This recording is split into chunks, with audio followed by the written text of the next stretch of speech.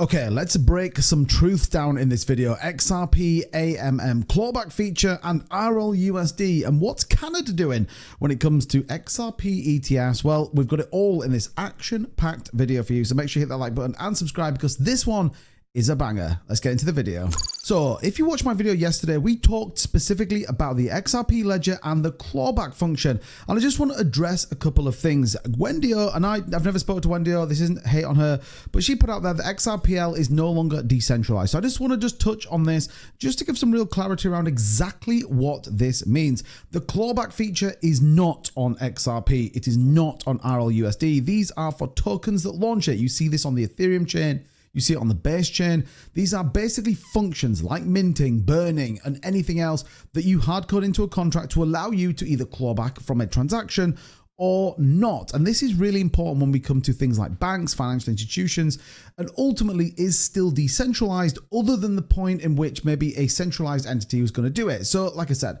for XRPL to become centralized would mean that they have clawback function. Every other function on there, they simply don't. These are for tokens exactly, again, the same as Ethereum, a base chain, and all the rest of it. Specifically, and normally, it's in the stablecoin market to allow them, if transactions aren't right or if they're fraudulent, to claw them back. You can see it on exchanges. They do it as well if people send it to the slightly different chain.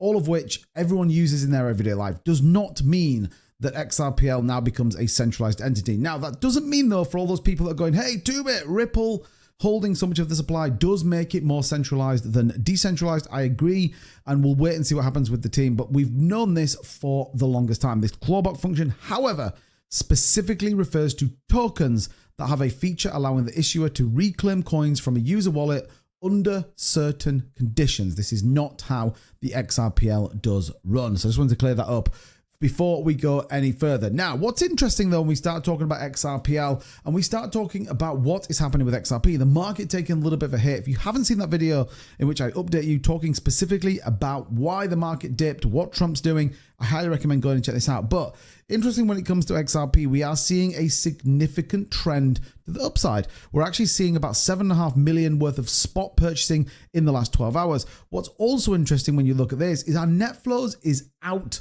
of exchanges. This is a big deal, one you need to be aware of, because this ultimately means people are locking in for the longer time. Interestingly enough, when you look at the price rally, and we obviously broke through on that December 25th of November, not December, we continue to see this uptrend as we continue to see outflows from exchanges, particularly around XRP. Like I said, this is very, very positive and shows the longer term narrative that is sitting right now with XRP, and I think this continues to be very bullish. You then dovetail that with a few things that's going on. Canadian asset manager Purpose Investment now filing prospectus for a proposed Ripple ETF.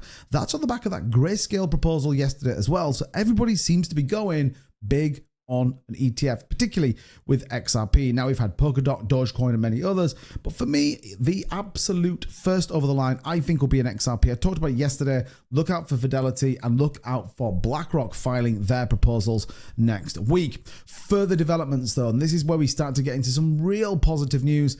Ripple's RLUSD gains liquidity boost with that AMM clawback update on the XRPL ledger. So I did want to just double back as to why this is important and ultimately how it's going to work. So according to the XRPL site, new functionality allows issuers to claw back tokens deposited into an AMM if clawback is enabled on the token.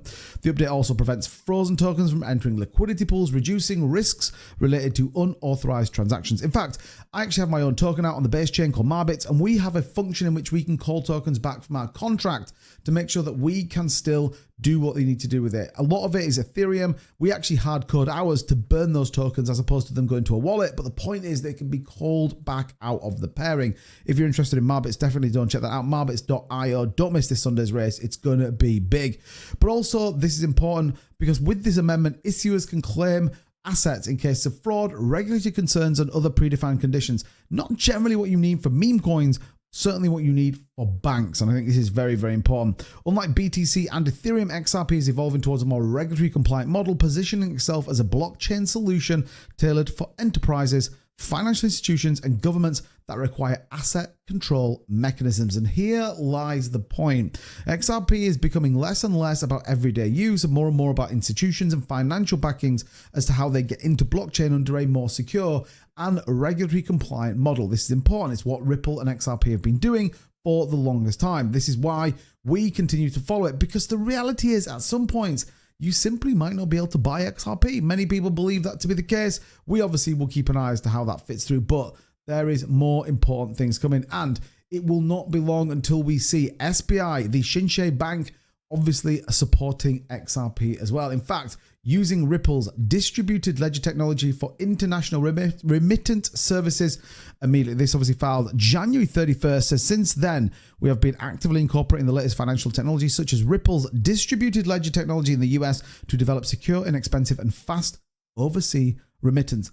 The time is coming. Ripple is absolutely getting ready to propel XRP, RLUSD, and much more into this 2025 bull market. And in my opinion, Ripple and XRP are going to forefront this market. We've already seen a big move, breaking that $3 mark. Watch out. We could see 5, 10.